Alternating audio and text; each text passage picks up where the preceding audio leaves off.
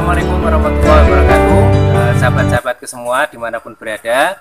Alhamdulillah pada kesempatan pagi menjelang siang ini kita bisa santai ya dalam keadaan sehat walafiat. Biasanya ya Mafatihus Sa'adah Channel atau MS Channel membuat video tentang kajian-kajian ya, ngaji di atas bukit, kemudian live streaming kajian tafsir Al-Kahfi, itu tetap jalan kegiatan itu. Namun ya, hari ini kita akan mencoba untuk bersantai sambil pada hari ini saya ingin menyampaikan suatu informasi yang sangat penting sekali, yaitu terkait sebuah pohon langka yang buahnya sangat bermanfaat. Pohon ini tidak ada di sembarang tempat ya. Jadi pohon ini hanya khusus di tempat-tempat tertentu ya. Karena pohon ini termasuk di dalam ketika kita searching di internet ya, misalnya kita ambil di Wikipedia ya, pohon ini itu termasuk flora yang khas untuk wilayah daerah istimewa Yogyakarta. Pohon apa itu? Yaitu pohon kepel.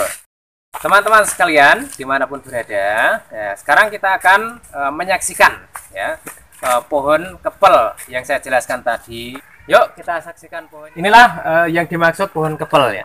Pohon ini umurnya sudah lebih dari 100 tahun. Pohon ini sudah ditanam zaman nenek moyang terlebih dahulu.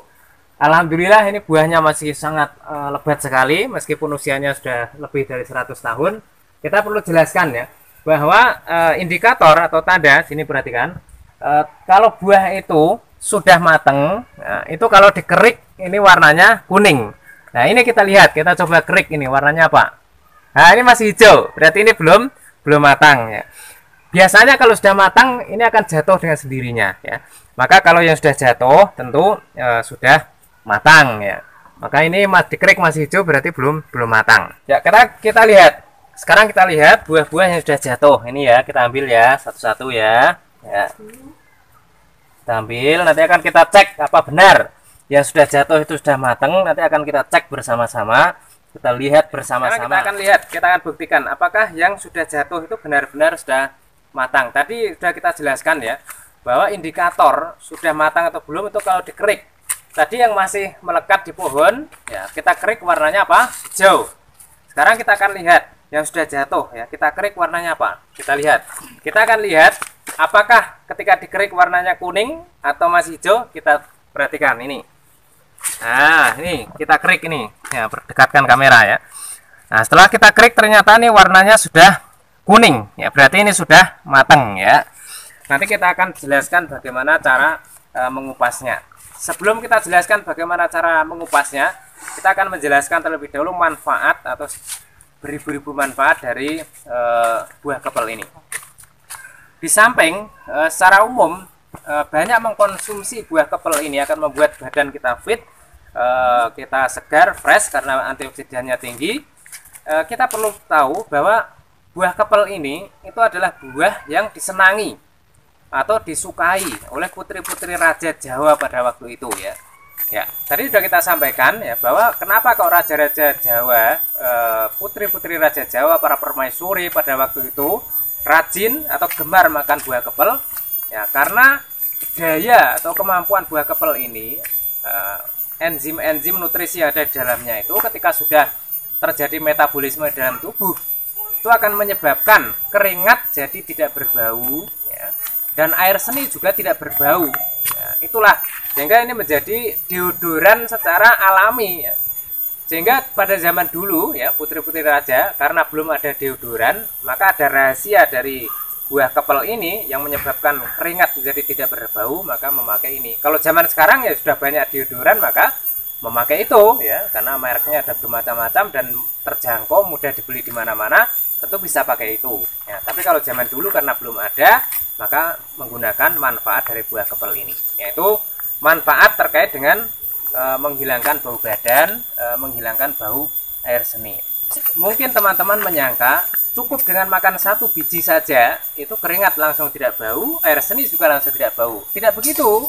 Jadi untuk bisa menghilangkan bau badan dan air seni jadi tidak bau, tidak cukup hanya makan satu biji saja.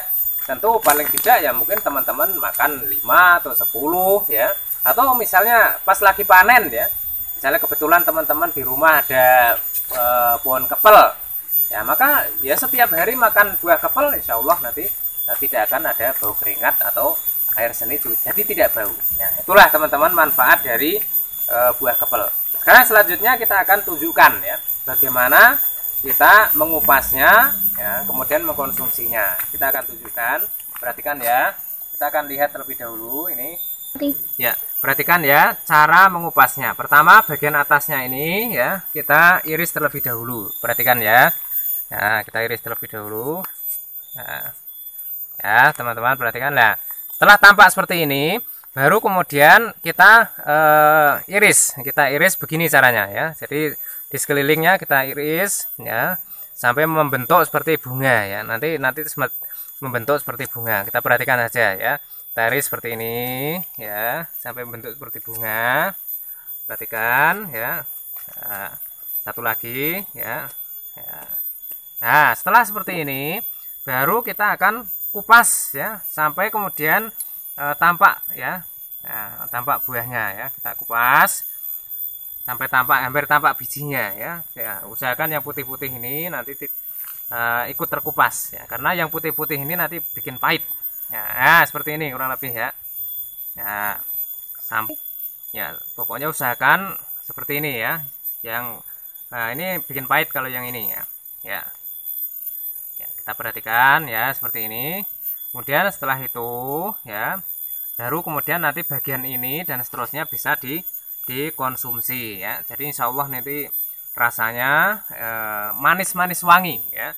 Jadi manis-manis wangi rasanya. Jadi memang agak wangi-wangi dikit ya dan manis. Nah, dan manfaatnya luar biasa ya. Nanti akan kita teman-teman bisa untuk mengkonsumsinya. Ini ya penampakannya kayak gini ya teman-teman. Dalamnya ada biji-bijinya, nanti bisa dimakan yang bagian ininya, dan bijinya jangan dimakan ya. Bijinya bisa ditanam ya. Demikian ya. Sekarang manfaat lain dari buah kepel di samping apa? Menjadi deodoran, menghilangkan bau badan dan membuat air seni jadi tidak berbau adalah ya bisa juga ya menormalkan asam urat, insya Allah ya.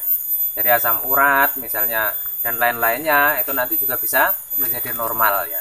Itu manfaat yang lain dari mengkonsumsi buah kepel ini ya. Teman-teman semua, sekarang akan kita tunjukkan ya seperti apa ya buah kepel yang masih kecil ya. Seperti apa juga ya perbandingannya dengan yang sudah besar. Yuk ikuti saya. Ya, kita akan tunjukkan seperti apa buah kepel yang masih kecil dan seperti apa buah kepel yang umurnya sudah 30 tahun. Ya, yuk.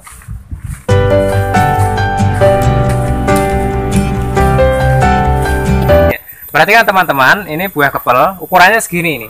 Ini ukurannya segini, perhatikan ini. Ini sudah berbuah ini alhamdulillah ya. Lihat di bagian bawah ya. Bagian bawah ya. Perhatikan bagian bawah ya.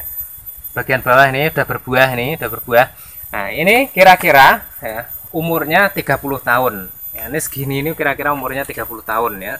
Maka tadi saya sampaikan yang gede tadi itu umurnya lebih dari 100 tahun. Nah, itu betapa buah kepel itu memang umurnya cukup panjang ya. Ya, saya rasa demikian untuk yang kita mengenalkan daun. Kita lihat yang lain lagi. Teman-teman semua, demikian tadi penjelasan atau tutorial bagaimana kita mengupas ya buah kepel. Dan penjelasan seperti apa tadi pohon kepel yang umurnya 30 tahun, seperti apa pohon kepel yang umurnya lebih dari 100 tahun, dan betapa buahnya sangat ranum dan lebat sekali.